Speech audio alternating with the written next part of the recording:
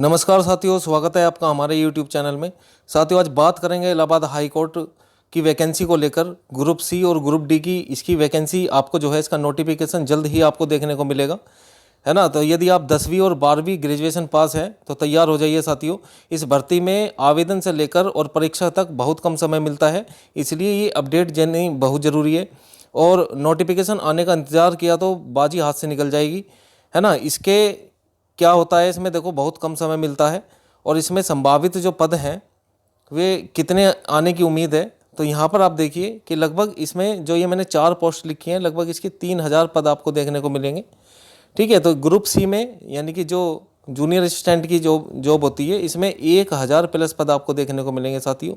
और जो group D की पोस्ट है, जैसे एमटीएस की पोस्ट है, तो यहाँ पर 1500 प्लस पद इसके देखने को आपको मिलेंगे। और स्टेनोग्राफर यानी इसके 500 प्लस पद आपको देखने को मिलेंगे। और ड्राइवर की भी वैकेंसी इसमें निकलती है, तो इसमें 100 प्लस पद आपको इसमें देखने को मिलेंगे। ठीक है, तो यहाँ हम बात करेंगे। देखिए, यहाँ ग्रुप सी और ग्रुप डी की अभी आपको पता है कि इलाहाबाद हाई कोर्ट की आरओ की वैकेंसी इन्होंने निकाली, अब इसका पेपर होने वाला है। ठीक है, तो अब यहाँ पर जो है ग्रुप सी और ग्रुप डी की वैकेंसी इसमें देखने को मिलेंगी और बहुत जल्द ही ये जो है इसकी परीक्षा करा लेते हैं, है ना, बहुत कम समय में। तो यहाँ पे देखिएगा संभावित नोटिफिकेशन इसका कब आने वाला है। तो इसका नोटिफिकेशन लगभग आपको जो है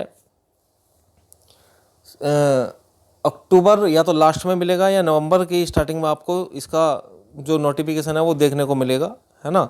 ये बिल्कुल सत्य खबर है भाई। मैं ये कह दूं कि आपको अगले महीने देखने को मिलेगा, 1-2 या दूसरे महीने देखने को मिलेगा, तो ये मैं आपको बता रहा हूँ पहले ही, क्योंकि इसका जो है अक्टूबर में आपको जो इसका नोटिफिकेशन देखने को मिलेगा। और इसे मैं पहले इसलिए बता रहा हूँ भाई, इसमें कम समय मिलता है तैयारी के लिए। तो अगर आप तैयारी कर रहे हैं तो अभी से ही लग जाइए, क्योंकि इसकी वैकेंसी आनी तय है। ठीक है, और यहाँ पर आवेदन के तुरंत बाद क्या होगा, यहाँ पर ये परीक्षा ले जाती है और टाइपिंग इसमें जो है तुरंत ही हो जाती है। यानी कि परीक्षा के कुछ दिन बाद ही यहाँ पे टाइपिंग, अगर आपने जूनियर असिस्टेंट का दिया है तो आपको जो है इसमें टाइपिंग करनी पड़ेगी। टाइपिंग इसमें एक ही होती है, ठीक है, या तो इंग्लिश की या हिंदी की। ठीक है, आसान टाइपिंग है, तो कोई सी भी आप कर सकते हैं, जिस पे भी आपकी पकड़ अच्छी है उसमें आप जो है बढ़िया प्रैक्टिस अपनी लगातार करते रहिए। और इसका फाइनल सिलेक्शन है, अगर आप 3 महीने में जॉब लेना चाहते हैं साथियों, तो ये 3 महीने का ही प्रोसीजर रखते हैं। 3 महीने में इस वैकेंसी को ये पूरी करा लेते हैं। ठीक है, तो इसकी तैयारी आपको अभी से ही करनी पड़ेगी। और यहाँ पर देखिएगा इसमें शैक्षणिक योग्यता यानी कि क्वालिफिकेशन क्या क्या मांगते हैं। तो क्वालिफिकेशन, अगर आप ग्रुप सी की तैयारी कर रहे हैं तो 12वीं पास और टाइपिंग का ज्ञान। ठीक है, टाइपिंग आनी चाहिए उसे, एक चाहे हिंदी हो या इंग्लिश हो, और हिंदी में चाहे कोई से भी फ़ॉन्ट पे हो, दोनों में ही आपको जो है यहाँ पर फ़ॉन्ट देखने को मिलेंगे, चाहे मंगल है या कुर्तीदेव है।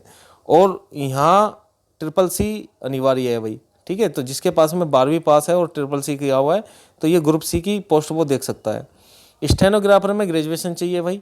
ठीक है, और स्टेनो की स्पीड बढ़िया होनी चाहिए। ठीक है, स्टेनो आनी चाहिए उसको, तो इसकी भी पोस्ट आपको देखने को मिलेंगी। और ड्राइवर में क्या होता है, ड्राइवर में 10वीं पास और 3 साल पुराना आपको हैवी लाइसेंस चाहिए होगा इसमें, DL।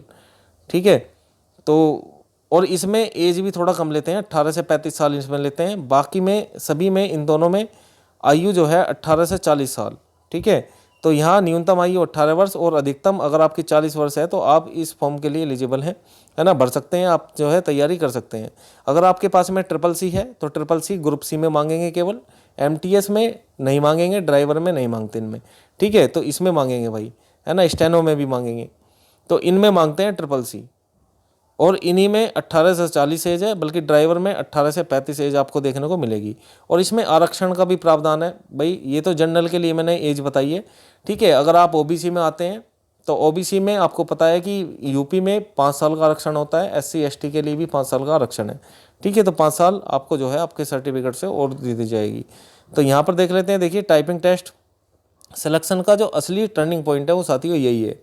अगर आप ग्रुप सी की तैयारी कर रहे हैं यानी कि जूनियर असिस्टेंट की तैयारी कर रहे हैं, ठीक है, तो यहाँ पर जो है जो टाइपिंग होगी, अगर टाइपिंग में कोई बच्चा फेल हो जाता है तो समझो फेल है, चाहे उसके नंबर कितने भी हैं यहाँ पर, है ना। तो अधिकांश छात्र रिटन परीक्षा तो पास कर लेते हैं, लेकिन टाइपिंग में बाहर हो जाते हैं, क्योंकि वे देरी से शुरुआत करते हैं।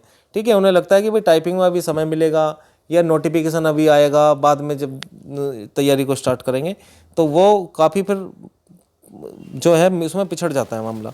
यहाँ पे देखिए कि पद एवं आधिकारिक नियमावली के अनुसार टाइपिंग हिंदी या इंग्लिश में किसी भी एक भाषा में करनी होती है। कोई जिस भी भाषा में आपको पकड़ हो, ठीक है, जिस भाषा पर आपकी पकड़ है और स्पीड अच्छी बन रही है तो उसकी प्रैक्टिस आज से ही रोजाना 1-2 घंटे शुरू कर दे, ठीक है, क्योंकि फिर बाद में आपको समय नहीं मिलेगा, इसमें बहुत कम समय मिलता है। आज से ही क्या और कैसे तैयारी करें तो मैं आपको बता दूं भाई, देखो सफलता का कोई शॉर्टकट नहीं होता है ना, मेहनत करनी पड़ती है। अगर आप आज से ही लगेंगे, धीरे धीरे करेंगे तो तब जाके आप अपना सिलेबस पे बढ़िया पकड़ कर पाएंगे। और मुख्य विषय देखो यहाँ पे मजबूत बनाना शुरू करो, जैसे सामान्य हिंदी है, इसके प्रश्न आपको देखने को मिलेंगे, तो एक एक चैप्टर भी अगर आप रोज करेंगे, ठीक है, तो आप बहुत अच्छा कर पाएंगे। अंग्रेजी है, इंग्लिश के भी कुछ प्रश्न यहाँ पर देखने को मिलते हैं। सामान्य ज्ञान से यहाँ पे प्रश्न आएंगे, कंप्यूटर ज्ञान, ठीक है, कंप्यूटर आजकल आपको पता है कि एक विषय बन गया है यूपी में, तो ठीक है, तो यूपी SSC जितने भी एग्जाम करा रहा है उसमें भी आपको पता है 15 नंबर का कंप्यूटर है, ठीक है, 15 नंबर का कंप्यूटर हर एग्जाम में ले रहा है।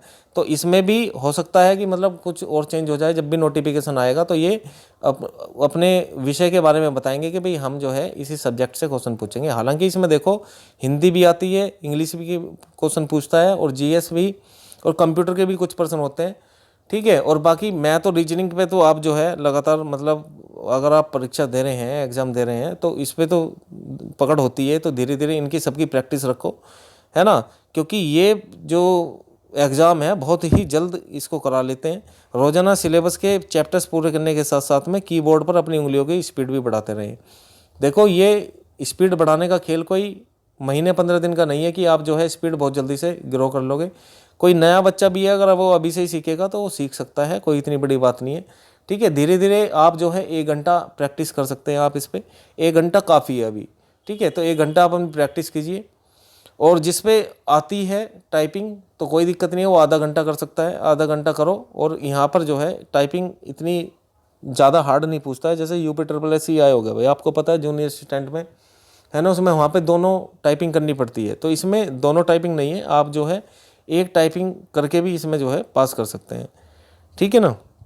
तो ये प्रैक्टिस बहुत ज़्यादा ज़रूरी है भाई, प्रैक्टिस का ही खेल होता है सब। और भाई मैं आपको यहाँ पे बता दूँ, देखिए कमेंट बॉक्स में अपनी राय जरूर दें। जब भी आधिकारिक विज्ञापन जारी होगा, अंतिम और सटीक सूचनाओं तभी मानी जाएंगी, ठीक है। सिलेबस वगैरह जो भी चेंज होगा तो तभी सही आपको जो है उस हिसाब से करना है, बाकी सिलेबस यही आएगा, बस किसी के क्वेश्चन कम हो सकते हैं, किसी के ज़्यादा। इसमें मेरे हिसाब से कंप्यूटर के क्वेश्चन और बढ़ा सकते हैं, तो आप इनमें से किस पद को और अपना मुख्य टारगेट मानकर चल रहे हैं, ठीक है, ये कमेंट बॉक्स में मुझे ज़रूर बताएं। अब यहाँ पे group C, group D, steno और ड्राइवर की पोस्ट आपको देखने को मिलेगी। तो वीडियो अगर आपको अच्छा लगे तो लाइक करें और दोस्तों को शेयर करें। मिलते हैं नेक्स्ट वीडियो में। धन्यवाद, जय हिंद।